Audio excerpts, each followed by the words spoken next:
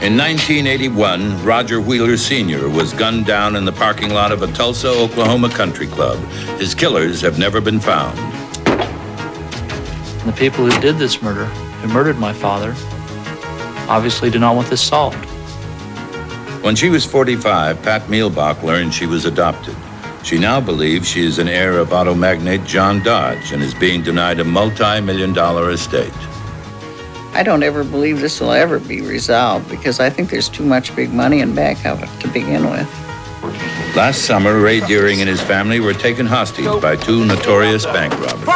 I've talked to the FBI since then, and the FBI has said that these two individuals are the most cunning, most elusive, and most dangerous men in America. In 1982, a Chevy Blazer belonging to Donald Kemp was found abandoned on a remote Wyoming highway. My son was murdered. I definitely believe this. November 16th, 1982, a Chevy Blazer was found in the middle of the desolate Wyoming prairie. Its doors were open, the engine was running, and clothes were strewn all over the highway. Its 35-year-old owner, Don Kemp, was nowhere in sight. 4 years after he disappeared, Don's body was found just a few miles from where his Blazer had been abandoned. The sheriff concluded that Don had frozen to death in a blizzard 3 days after he was lost. Don's family is not convinced. My son was murdered. I definitely believe this. Absolutely. He was murdered. Don was a promising young advertising executive in New York City until he was severely disabled in a traffic accident. It took him 3 years to recover, and he lost all desire to return to Madison Avenue. He had become disillusioned a bit with materialism. Don loved the good life, and New York was the epitome of that. And I think he wanted a simpler time and a quieter time, and I think that's what drew him to that area. In September 1982, Don sold almost everything he owned, bought a Chevy Blazer, and began a long drive west. His destination was Jackson Hole, Wyoming, where he intended to write a book about Abraham Lincoln's assassination. The day before he disappeared, Don was seen at a Western museum in Cheyenne. He wandered through the small galleries for 2 hours, speaking to no one. When he left, Don apparently forgot his attaché case. In it were his traveler's checks, diaries, and his driving glasses. We were mystified why this attaché was left there. They told us at the museum that he had called and said, "Is my attaché there?" And they said, "Yes, it is." And he said, "I'll be in for it right away," and he never came in. The next day at 10 a.m., 2 highway patrolmen found Don's Blazer. It had been there since 7:30 that morning. Neither of us has seen anything like this. The vehicle was left 40 miles from any town on an off-ramp, running, stuff strung out of it, the doors open, a relatively new vehicle, not one that someone would just leave. Run a 28, 29 on it, Mike, and see if it's not stolen. We think he was alone because there was only room for one person in the vehicle. It was so full of camping gear and papers and briefcases and suitcases that I don't know how you could get another person in the vehicle. At the time the car was found, there was patchy snow on the ground. A single set of footprints led from the roadside into the empty prairie. I have no idea what would inspire anybody to walk out through that prairie in the middle of winter. We considered possibly someone under medication that didn't know what they were doing due to the medication or being out of the medication. Possibly that would affect them to the point of where they would just walk out into the middle of nowhere. The local sheriff's department concluded that Don wandered off alone. Don's mother believes he was abducted and taken from the area. I was certain he was in a horrible jam. I just felt it because this was so unlike my son. I knew that he hadn't walked out there. I feel that he didn't. And yet the sheriff kept saying that he was out there. Well, I think he was mentally disturbed. He was having problems, mental problems, and possibly some health problems, and he just couldn't cope with it. Sheriff Ogburn sent a plane to search for Don, assuming he was a missing person, not the victim of a crime. Deputy Rod Johnson flew over the area for 2 hours. He could see for miles in open terrain, but there was no trace of Don. I felt the guy was disorientated, and I felt that he didn't want to be found. If he would have wanted to be found, he would have heard the aircraft, could have came up, waved his arms, got attention, gone up to a ridge, anywhere, and been sighted. Later that day, Johnson joined 2 other deputies in a ground search. A mile from the highway, they found a duffel bag lying near the single set of tracks. In it were laundry soap, clothes, and a teapot, all belonging to Don. I believe they were put there to make out that to look like my son had walked out there. And I don't believe my son did. On the second day of the search, tracks in the snow led Rod Johnson to a barn 6 miles from the highway. Inside, the only sign of life was a pile of sticks, arranged as if someone had tried to start a fire, and 3 socks. The 3 socks that were found in the barn were Donnie's socks. I have no idea how they got there. I think they were put there by someone other than my son. There was a snowdrift completely around the barn and no tracks leading away from it. I looked closer at the snowdrift and discovered that somebody had turned around and stepped backwards and walked backwards, stepping in their same tracks to try to hide their trail coming into the barn. And it just seemed like someone was trying to hide from us. 3 days after he disappeared, a blizzard made it impossible to continue the search, and many believe Don died in the storm. 3 years later, a group of hunters discovered Don's remains a few miles from where his Blazer had been abandoned. Oh, yeah, that's human, all right. An autopsy showed no signs of a struggle. We never did suspect foul play. He was out there and was avoiding us, stayed away from us, and I believe on the 2nd or 3rd day he was going to try to get back to his vehicle. He seen he was in trouble, and he didn't make it. This should have been where the case ended, but Mary Kemp continues to be haunted by a string of unanswered questions. 5 months after Don supposedly died in the blizzard, he was sighted in Casper, Wyoming, on 2 occasions. In one, he was seen at a traveling exhibit of Abraham Lincoln memorabilia. In the second, Mary Kemp talked to a bartender who distinctly remembers serving Don. I'm absolutely certain that it was his voice. And it was a very brief message. I'd like to speak to you again. Call me in a phone number. The next day, I called, asked to speak to Don. A man answered the phone. He said that Don was out. I'm convinced he holds the clue to what really happened to Don. Telephone records show that the calls were made 180 miles from where Don disappeared, from a trailer in Casper, Wyoming. The young man who was renting the trailer at the time claimed that the phone company had made a mistake. He told us in all occasions and all interviews that he had no knowledge of the phone calls and that he had not made the phone calls. I had an occasion to show him a picture of Donald Kemp, and he said that he did not know Donald Kemp, had never seen Donald Kemp, and knew nothing of his whereabouts. Not satisfied with the young man's story, Mary Kemp went to Casper to conduct her own investigation. What we saw on that phone bill was horrible. There were sex calls to sex parlors all over the United States. God knows what happened to my son in that trailer. It's too horrible to contemplate. I don't know. I don't know. But I think I deserve an answer. I tried in every way I knew how to contact this young man. I finally spoke with him only one time on the phone, and I asked him about my son. And he said he knew nothing about Don Kemp. He knew nothing about Don Kemp. He just paid those phone bills. He didn't look at them. And I told this young man he was lying. You know what has happened to my son. And he just hung up on me. 3 weeks after he was questioned, the young man moved out of the trailer and left Casper.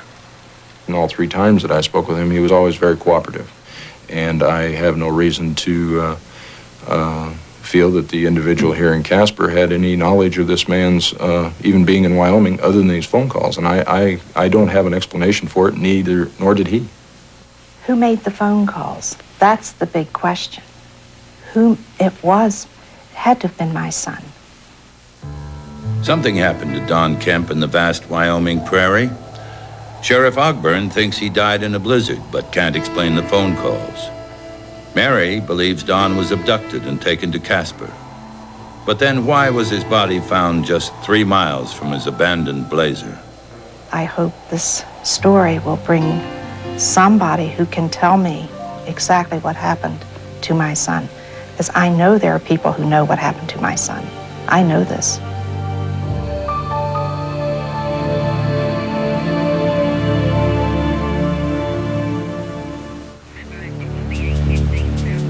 May 27th, 1981, an exclusive country club in Tulsa, Oklahoma, is shattered by the murder of one of its members, multi-millionaire Roger Wheeler Sr. May 11th, 1982, 2 men are gunned down in the gritty waterfront district of Boston. One is reputed crime figure Brian Halloran. August 3rd, 1982, Miami International Airport. Police checked the trunk of a suspicious Cadillac. Inside is the body of a Boston businessman, John Callahan.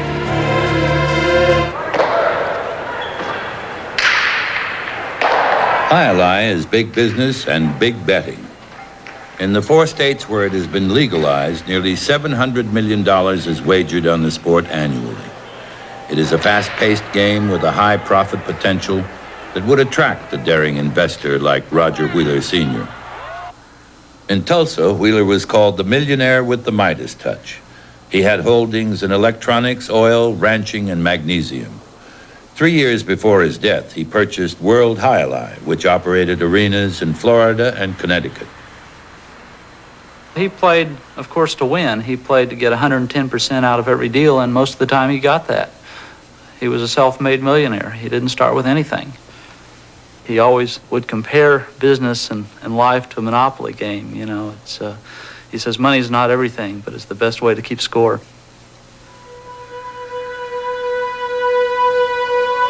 He was a very consistent individual. Every Wednesday, he would play, his round of golf, and it was a well-known schedule. At 3:30 on May 27th, 2 men drove into the Southern Hills Country Club, parked 70 feet from Wheeler's Cadillac, and waited for their target to finish his golf game. My father never expressed concern to me that his life might be in danger. I've often wondered what he might have known, if anything. But no one knows if there was any words said at all.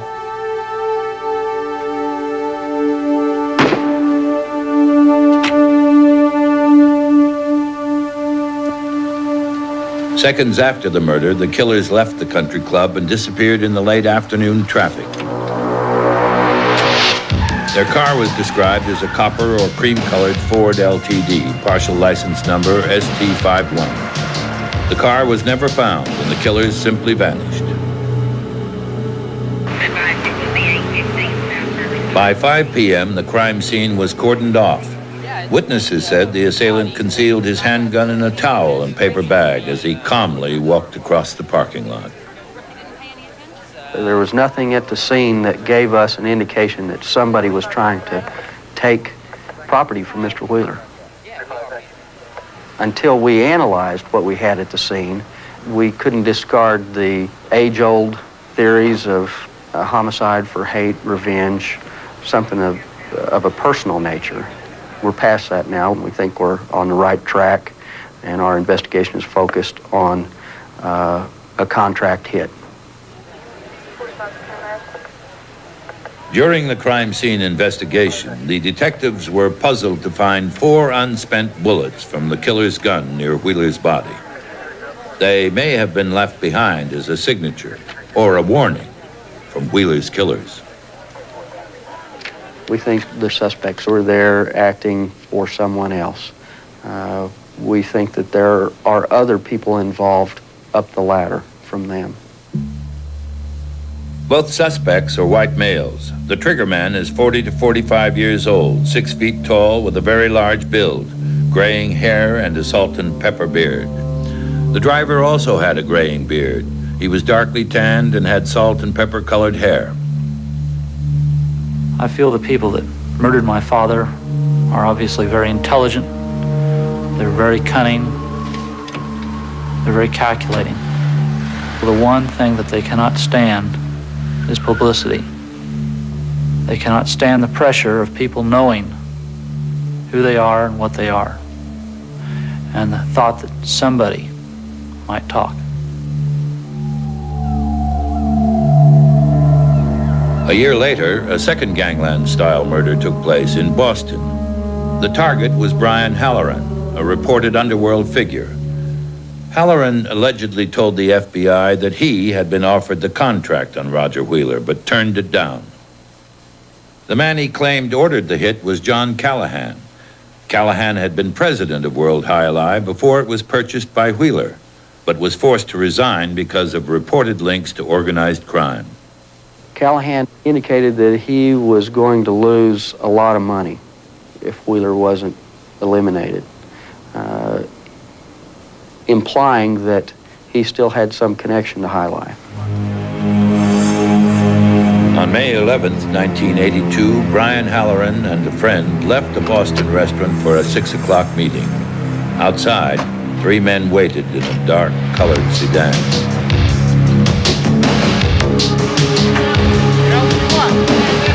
What is it?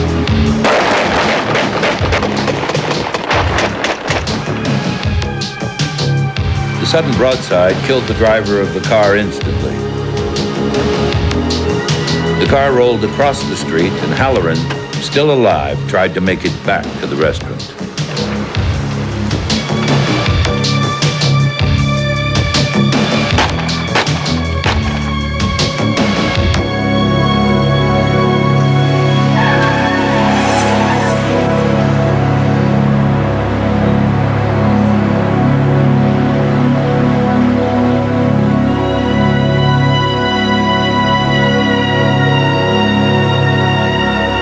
Brian Halloran had substantial information, truthful information, that was in line with the way Mr. Wheeler was killed.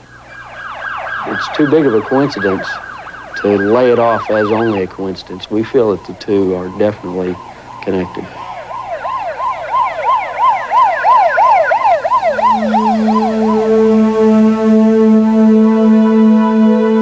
South Florida, 3 months later, a second fatal coincidence.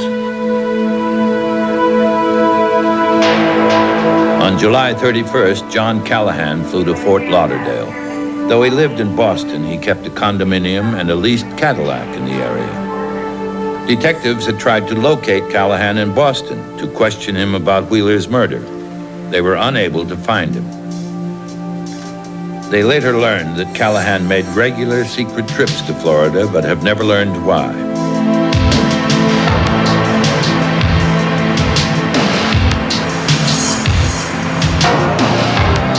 8 hours after he arrived, Callahan's car was parked at the Miami airport.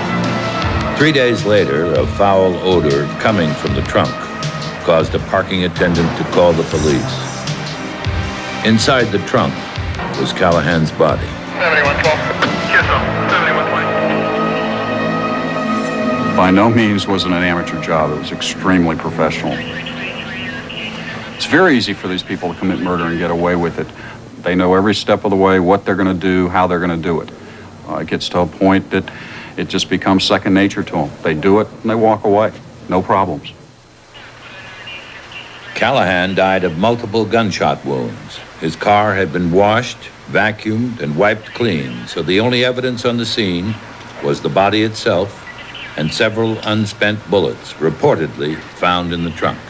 Anything else you want on this one? Just give me one more from the front. It appeared like Callahan did know the people that he was dealing with on the night of his death.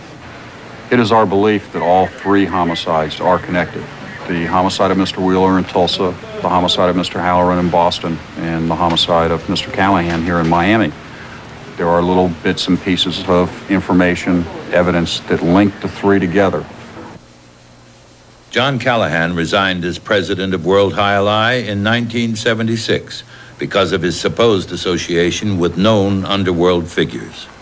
When Wheeler purchased the company 2 years later, he received a letter warning him, if you knew what was going on behind the scenes, you would not be involved. If I were you, I would get out quick. Wheeler ignored the warning and purchased World High Ally for $50 million. He soon became concerned his company was not making enough money to meet its bank payments. While they refused to be interviewed, officials at World High Ally have repeatedly denied any link to the Wheeler murder. Recently, in the settlement of a lawsuit filed by World High Ally, law enforcement authorities admitted they had no hard evidence to support any claim of wrongdoing by the company or its employees. The police in Tulsa feel that a man named John Vincent Martirano may have information helpful to the investigation.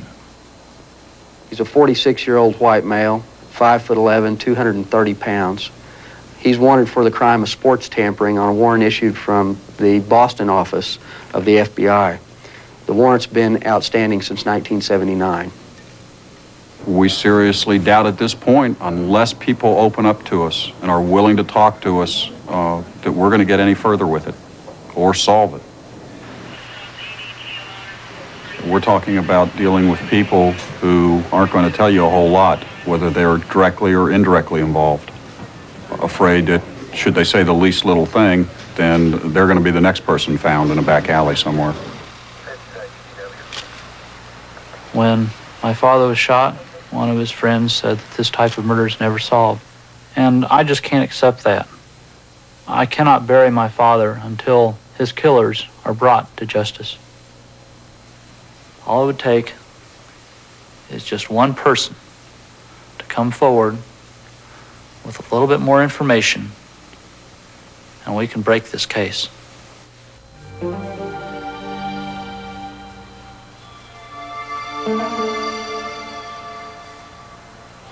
72-year-old Pat Mielbach has lived modestly in Detroit, Michigan all her life. Now she finds herself at the center of a controversy that involves the circumstances of her birth and a legacy worth millions of dollars. Pat's mystery begins with a childhood memory of a strange visit to an elegant mansion. And my mother told me to go with her. And she took me to a very beautiful home. We went up the great big staircase. She took me to the bedroom, and there was a lady in the bed. I don't even remember what she said to me, really, but I remember the room. It was so beautiful. It was in pink and gold, and it was just a gorgeous room. And when I went home, I even made drapes out of crepe paper and tried to fix my bedroom up in the pink and so it would be fancy, you know. And nothing was ever said. I never saw the woman again that took me there. It all began in 1959 when Pat's father, Robert Manzer, died. At the reading of his will, Pat was shocked to discover that she'd been adopted. Pat and her family began a search for the identity of her real parents. But to this day, that information has been kept secret. At the Wayne County Courthouse, Pat was told that Michigan state law forbids disclosure of adoption records. Judge Thomas Murphy did reveal that Pat's father was unknown and that she was born in Jackson, Michigan. When Pat contacted the county adoption agency, the records there indicated that she was born in Detroit, not in Jackson, as Judge Murphy had said, and that her parents were not unknown. They were unmarried teenagers. I just couldn't believe what I was hearing, because if they'd have both matched, I'd have forgotten the whole thing. But when they have two different records on one person, there's something wrong. It's important to me for my children to know. And it's important that people are keeping it from me, and I don't see the reason for that. At a Christmas party in 1982, Pat's daughter Brenda made a startling discovery. A friend showed her a biography of John Dodge, the wealthy Detroit automobile maker. Upon coming to these pictures of John and Horace Dodge, I felt hollow and had a chilled sensation. I could see my brother's face and my mother's radiating from the page. And it was as if I was in a time warp. I came to a picture of a house that John Dodge had owned, and it was exactly the house that my mother had described to me. And I remember turning to Ken because I couldn't understand the feeling I was having. You remember the house that Mom told us about in the summer? Mm-hmm. Well, this looks just like the house. Look at the windows. Here's the blinding light.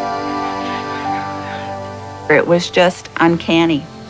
This idea came from somewhere out of the blue that these were my mother's people. When I saw the house, I knew it was the house. There was no doubt about the house. And I really got the chills when I saw John Dodge's face. I really did. And when we turned to the back of the book and I saw people's names that were friends of my father's, then I really thought this must be something to this. John Dodge amassed his fortune in the early days of Detroit's automobile industry. He built Model A's for Henry Ford, and in 1914, he and his brother Horace formed Dodge Brothers, the nation's fourth largest automobile company. Clearly, the Dodge fortune is vast. When John Dodge died in 1920, he left an estate in 1920, mind you, of some $40 million. But that's not the issue for Mrs. Milbach here. The real issue here is the determination of who her natural and biological parents are. I'm not really interested in the money. At my age, I don't know what I would even do with it, and I think it's much, much nicer to plan on buying something and have it a thrill to get it than just be able to go out and buy anything you want. Then I wouldn't know what I wanted. If Pat had been raised in the Dodge family, she would have lived in the same mansion she visited as a child. As a teenager, Pat's home would have been the Dodge country estate called Meadowbrook, which is now open to the public. Come on now, Mom. Wouldn't you really have liked to have lived here? No, it's too big. You have to be kidding. No. It's so beautiful No. here. Even if you were living I here like now. small places. No, I wouldn't be comfortable here at all. I don't This is understand that. like a museum. I've been to the Dodge home, I would say 5 or 6 times. And I don't have any real feelings about the home that it would be mine or I should have been there or anything like that. I feel rather sorry for the people that lived there. I don't think they were close. I don't think they had the love that I did. It's hard to put it into words. Naturally, yes, I would like my legacy. I feel I'm entitled to it. I am a grandchild. And I do feel I've been cheated out of a lifestyle. My children, in turn, are cheated out of a lifestyle. Makes it a whole lot easier to live when you've got that kind of money. When Pat's claims were made public, most of Detroit, including the Dodge family, was convinced that her motive was simply greed. Well, my first reaction was, well, wouldn't everyone like to be an illegitimate daughter of John Dodge and come in for some of that money that's just about ready to be distributed? Though initially skeptical, author Gene Petroni discovered the first solid link between Pat Mielbach and the Dodge family. Her research revealed that a man named Frank Upton was a close friend of Pat's father, Robert Manzer.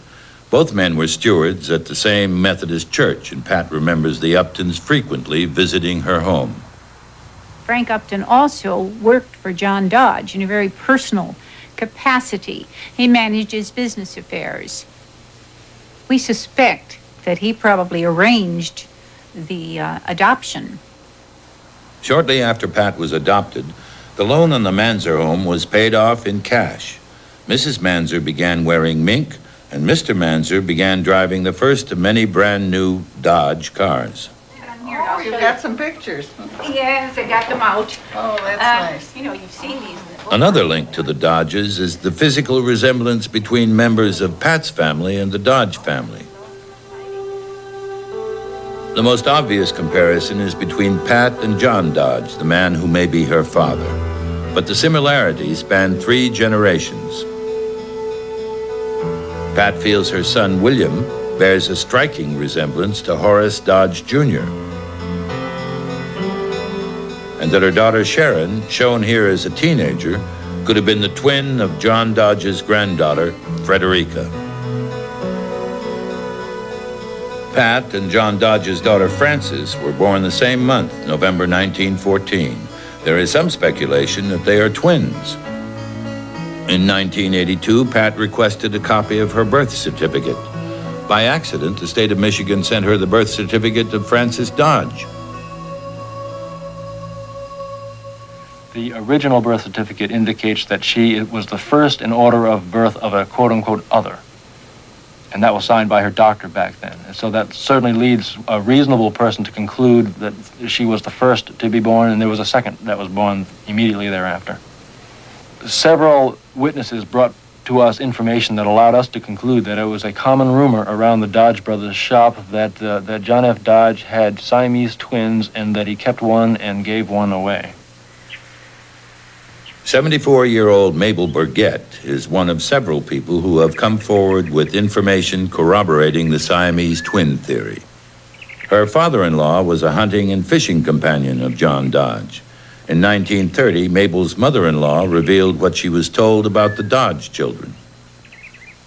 She said John Dodge had Siamese twin girls. They had been separated, and that he had the one, but she did not know what had happened to the other. And she said it was hush-hush, very hush-hush. No one knows about it. It was kept quiet. And I wanted to know why. She said because sometimes they have brain damage. It could have died. It would be a disgrace in a wealthy family to have this known. The Siamese twin theory was met with widespread disbelief, but Pat bears unusual scars on her head and neck that might be the result of a Siamese twin separation. As the controversy grew, a pediatric surgeon examined Pat's scars. The doctor's report said it was unlikely that she was a Siamese twin, but the age of the scars made it impossible to determine their exact origin. In 1984, Pat returned to the same courthouse where her 20-year search had begun. She petitioned the court to delay distribution of the Dodge estate and to review her adoption records. Both requests were denied.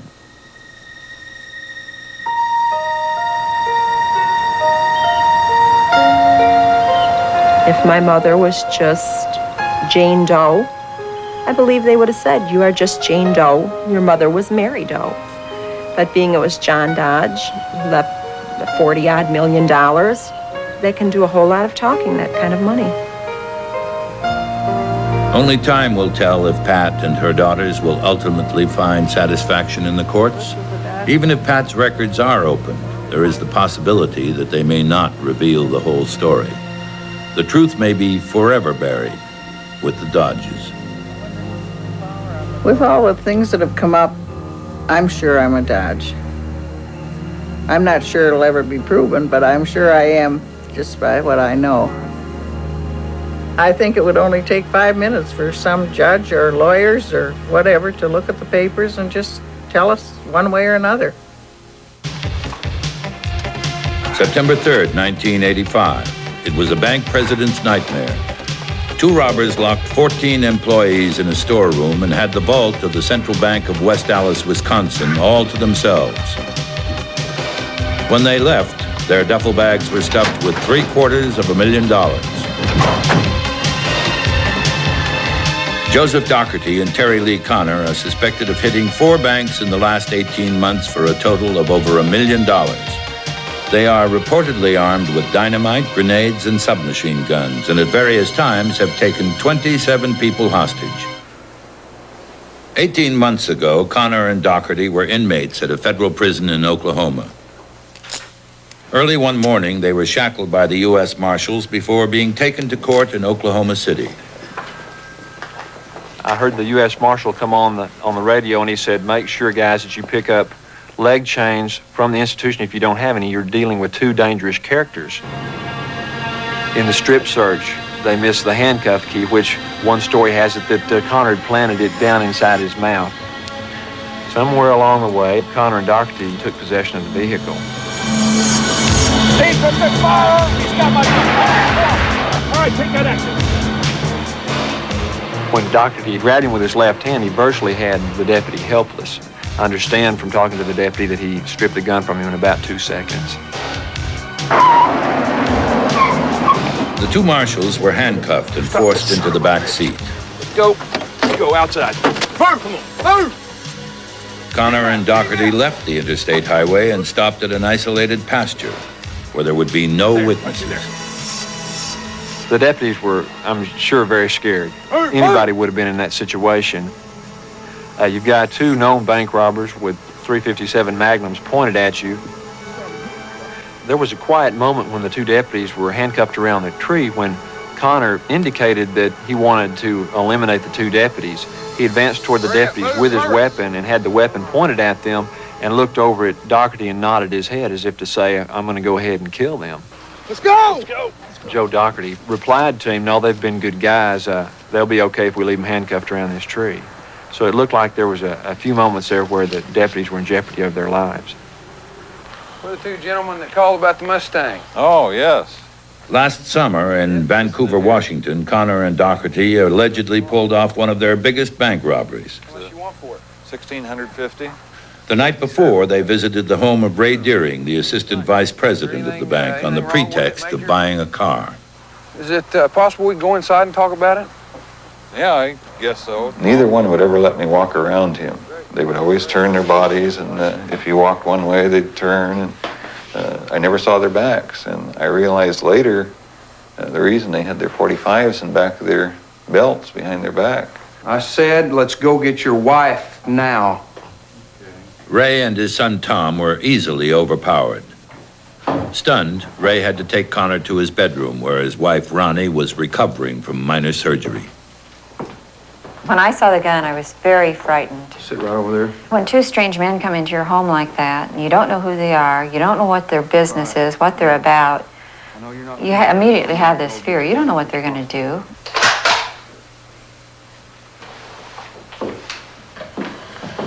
We're going to have a conference. I don't want to hear a sound. I don't want to hear a movement. I don't want to hear a chair squeak. Okay? Okay.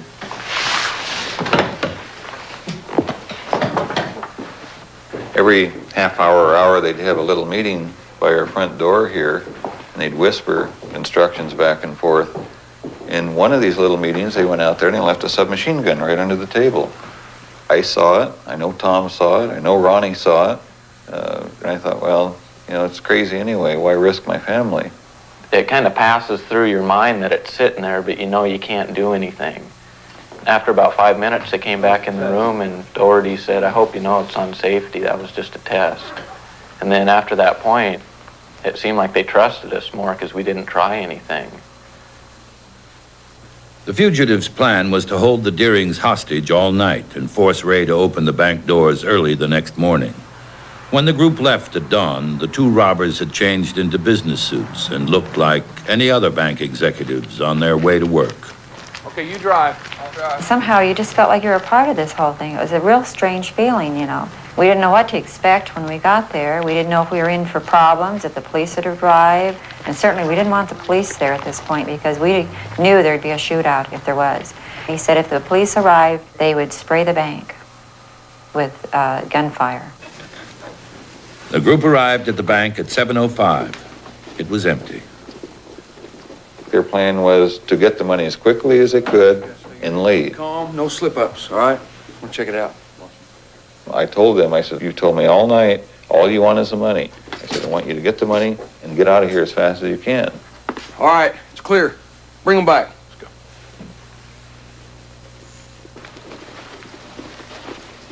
Let's go. I knew they weren't going to harm me because they wanted the money. It got to the point that the money in the bank wasn't even important to me. Ray, I want you to come with me. I come to the conclusion that I was going to do anything I could to protect my family. Most of the bank's 40 employees would not arrive until 8:30. Good morning, Ray. Good morning, Janine. A few tellers trickled in early. Please be calm. Ray was taken to the front to intercept them. The bank's being robbed. Oh my God. I'd like your teller's keys, please. The real fear I had was fear for my family and for the bank employees. My biggest concern during this whole time in the bank was that they separated us. I had no idea what was going on with my family. We were concerned after it was all over and done with what they would do with anybody or if they would take any hostages. According to Ray, Connor and Doherty were in the vault by 8:19 and transferred $250,000 into 2 duffel bags in less than 60 seconds. After they got their money, they took me into the room with the rest of the employees and my family. All right, nobody opens the door for 10 minutes. At that time, I knew we were finally safe. They were not taking any hostages. My sole thought was, thank God you're all safe. My feeling was total relief, and I put my arms around the family and the employees and broke up. Several weeks after the filming of this program, Terry Lee Connor was arrested. The FBI and U.S. Marshals learned that Connor and Doherty were in Arlington Heights, Illinois, and distributed wanted posters in the area. A local motel clerk noticed a guest registered under the name Stephen Posick, one of Connor's aliases. She called the authorities, and within an hour, the FBI and U.S. Marshals staked out the motel. Connor was arrested the next morning when he left his room. 2 weeks later, Connor's partner, Joe Doherty, was arrested at a laundromat in Antioch, California. Leo Curry, Donald Webb, Victor Garena, Claude Dallas, James Dice, Danny Weeks, Thomas Harrelson, Robert Litchfield.